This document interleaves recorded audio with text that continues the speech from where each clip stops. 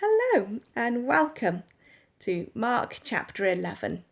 And I invite you to read the whole of the chapter. And as you do, to just consider the word for the year that we have: to love the Lord your God with all your heart, mind and soul.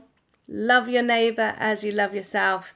And to love one another, that's our fellow disciples, as Jesus has loved us.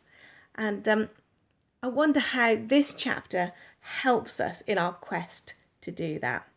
So I invite you to listen or read and to hold those thoughts in your mind.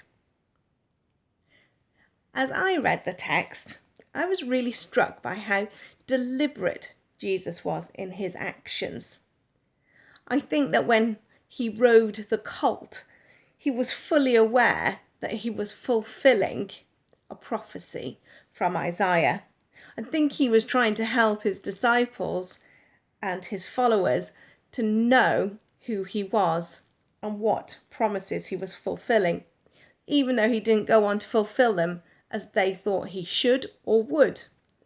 I think he wanted them to know and to be able to reflect after his death and resurrection on who Jesus was and is. And when he comes to the temple in verse 11, I noticed that Jesus looked around carefully everything. He left because it was late in the afternoon. I think he went away and contemplated his actions. And we need to do that sometimes, don't we? When we see injustice happening, particularly when we see injustice happening within the church, we need to really contemplate and spend time with the Father, considering what we need to do next and not just rush into doing something. The next day, as they're leaving Bethany, this is verse 12, Jesus is hungry. He notices a fig tree. And again, I believe this is a deliberate action, because in the Old Testament scriptures that Jesus was really familiar with, God's people are called a fig tree, or they're likened to a fig tree. So I think he's really using this as a teaching aid, as a deliberate thing, to say, look, this fig tree isn't bearing fruit, and if my people don't bear fruit, they also will be cursed. So, and then he arrives at the temple, and then Jesus turns over the tables, drives out animals.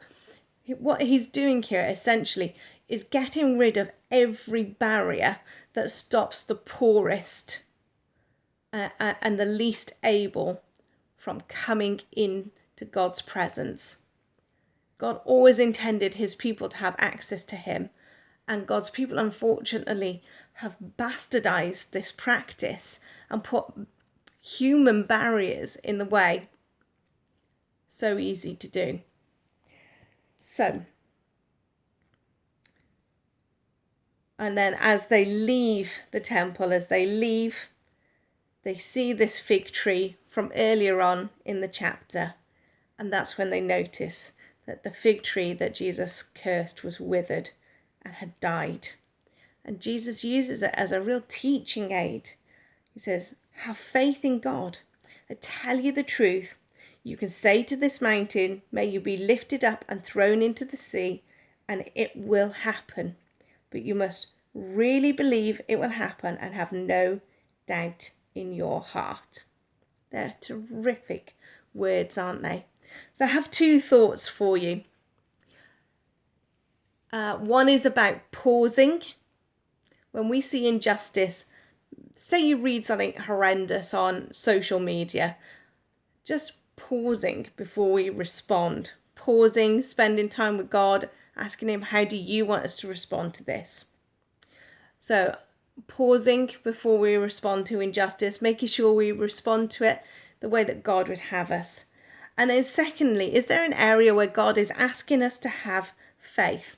An area that God is asking us to speak into and to pray into? I'm really looking forward to hearing some of those answers, some of those responses. May God bless you and may God be with you.